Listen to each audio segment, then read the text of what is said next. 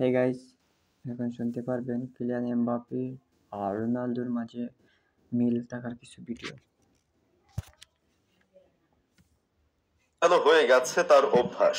ছোট্ট একজন শিশু লরেঞ্জো, অথচ ভাগ্যের কি নির্মম পরিহাস। অল্প বয়সেই মরণ ব্যাধি ক্যান্সারে আক্রান্ত সে। ব্রেন গিলোমায় ভুগছিল সে। হাতে বেঁচে থাকার হাতে গোনা সময় ছিল। ফুটবলের প্রতি আলাদা টান ছিল তার। ভক্ত ছিল ইতিহাসের সেরা ক্লাব রিয়াল মাদ্রিদের। ক্যান্সারে আক্রান্ত হওয়ার জন্য জীবনের দৈর্ঘ্য ছোট হয়ে যায়। এই লস ব্লাঙ্কোস ফ্যান লরেঞ্জোর একটা শেষ ইচ্ছা ছিল, সেটা হলো কিলিয়ান এমবাপ্পের সাথে দেখা করা। সোশ্যাল মিডিয়ার এই যুগে সবাই সবার সাথে যুক্ত।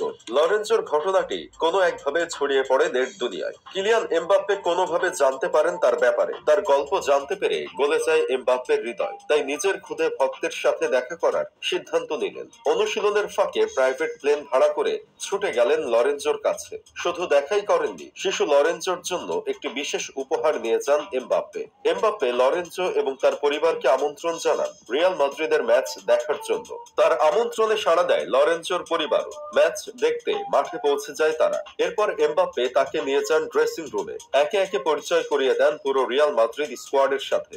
লরেঞ্জো শেষ ইচ্ছা পূরণের 3 সপ্তাহ পর সে পৃথিবী থেকে চিরবিদায় জানিয়ে চলে যায়। কোমলমতি লরেঞ্জোর কথা ভুলে যাননি এমবাপ্পে, তিনিও শোকাহত। শিশু লরেঞ্জোর কথা নিজের ইনস্টাগ্রাম থেকে পোস্ট করে জানিয়েছেন এমবাপ্পে। পোস্টে তিনি লিখেছেন, দীর্ঘ সময় বুক চিতিয়ে লড়াই করে গতরাতে তুমি চলে গেছো না ফেরার দেশে। তোমার মা বাবা অনেক ধৈর্যশীল, তারা শেষ পর্যন্ত তোমার সাথেই ছিল। এটা আমার সৌভাগ্য যে আমি তোমার সাথে কিছু সময় কাটাতে পেরেছি। তোমার মতো ব্রিলিয়ান্ট ছেলে আমি খুব কমই দেখেছি। আমাদের সবারই তোমার থেকে অনেক কিছু শেখার আছে। আমি তোমাকে কখনোই ভুলতে পারবো না। সৃষ্টিকর্তা তোমার মঙ্গল করুন। Rest in peace. কিলিয়ান তোমায় অনেক ভালোবাসে। এমবাপ্পে পোস্টটি করেছেন ম্যান সিটির বিপক্ষে ম্যাচ জেতার পর। সিটির মাঠে কামব্যাক দিয়ে এক্সট্রা টাইমে জয় ছিনিয়ে আনার পর। অর্থাৎ ক্লাবের সবাই যখন উদযাপনে ব্যস্ত, তখন এই মর্মান্তিক ঘটনার খবর পান এমবাপ্পে।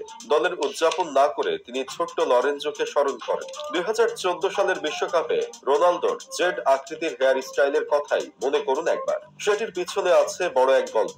এরিক অর্টিস নামের এক ছোট ছেলের ব্রেইন সার্জারির দরকার ছিল। ক্রিশ্চিয়ানো সেই সার্জারির সবটুকু খরচ বহন করেন। আর সার্জারির পর এরিকের মাথায় যে জেড আকৃতির কাটা দাগ ছিল, সেটি নিজের চুলে করিয়ে নেন। রোনালদো এরিক অর্টিজের চিকিৎসার খরচ দিয়েই তার কথা ভুলে যেতে পারতেন, কিন্তু তার মনে হয়েছে শিশুটির মাথার কাটা দাগটি তার জন্য অনেক ট্রল সহ্য করতে হবে। তাই তিনি নিজেই মাথায় সেই স্টাইল করেন। তার হেয়ার স্টাইল ছড়িয়ে পড়ে বিশ্বব্যাপী। এরিককে যেন কেউ ট্রল করতে না পারে সেই ব্যবস্থাই করেছেন তিনি। ক্যারিয়ারের শুরুর দিকে সান্তোসে থাকার সময় নেইমার একবার একটা শিশুর সাথে দেখা করতে যান। সে ছিল ক্যান্সারে আক্রান্ত।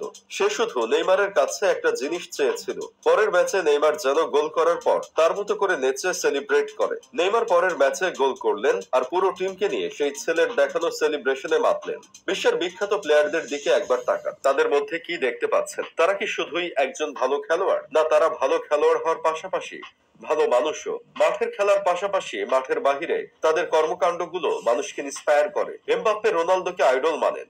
তার ক্যারিয়ার অনুসরণ করেই রিয়াল মাদ্রিদে এসেছেন। মাঠের পারফরম্যান্স আইডলের মতোই উজ্জ্বল ছিল সবসময়। এখন মাঠের বাহিরেও তার কর্মকাণ্ড যেন আবার ক্রিশ্চিয়ানোকেই মনে করিয়ে দিচ্ছে।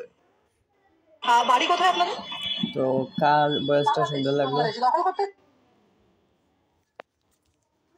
কমেন্ট করে জানাবেন যে কারটা সুন্দর হয়েছে। ভাইয়া সবাই জানাবেন।